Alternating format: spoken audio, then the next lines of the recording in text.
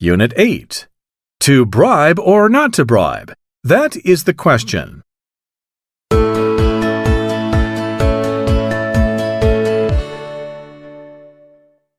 Read about it.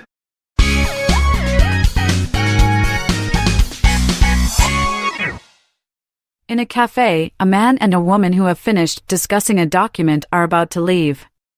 "We're looking forward to working with you," says the man, taking an envelope from his jacket and pushing it across the table. "What's this?" asks the woman, who seems to be a government official. "Oh, just a thank you gift," beams the man. Peeking inside the envelope, the woman finds it is stuffed with cash. "I can't accept this," she replies. "It's not how we do business here." Offering money as portrayed in the dialogue would be similarly disapproved of in many countries.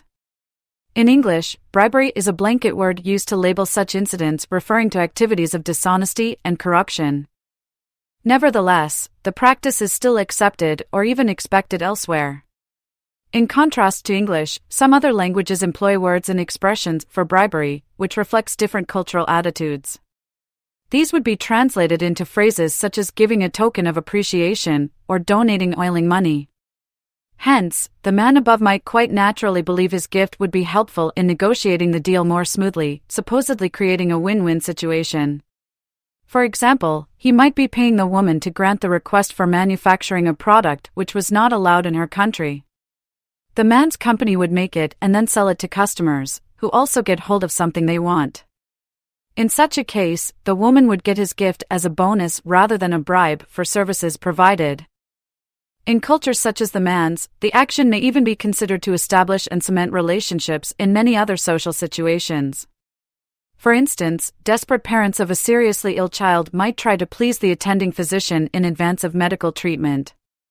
The doctor receiving the token of appreciation will often pay extra attention to the case, and at the same time, this neither troubles his or her conscience nor causes him or her to neglect other patients. Nowadays, most cultures object to the practice of bribery for both moral and practical reasons. More and more countries are forbidding bribery because they claim it is like a social virus that causes the decay of social welfare. For instance, bribes can make it possible for people in an influential position to get vaccinations before the general public. In business, a bribe is sharp practice, giving a company an unfair advantage over competitors which might be more reliable for the same deal or contract. Whether this company is the best choice on its own merits or not, the receiver of the bribe is more likely to take up its offer.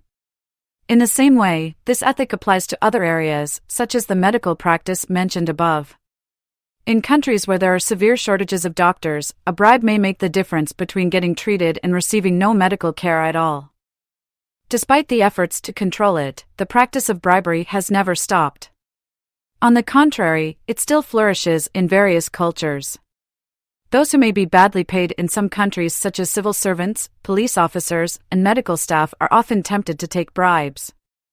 In fact, in some parts of the world, many people cannot survive without receiving tokens of appreciation. Thus, if you do business or require a service in these regions, you may face a dilemma. Should you be culturally sensitive and participate in bribery?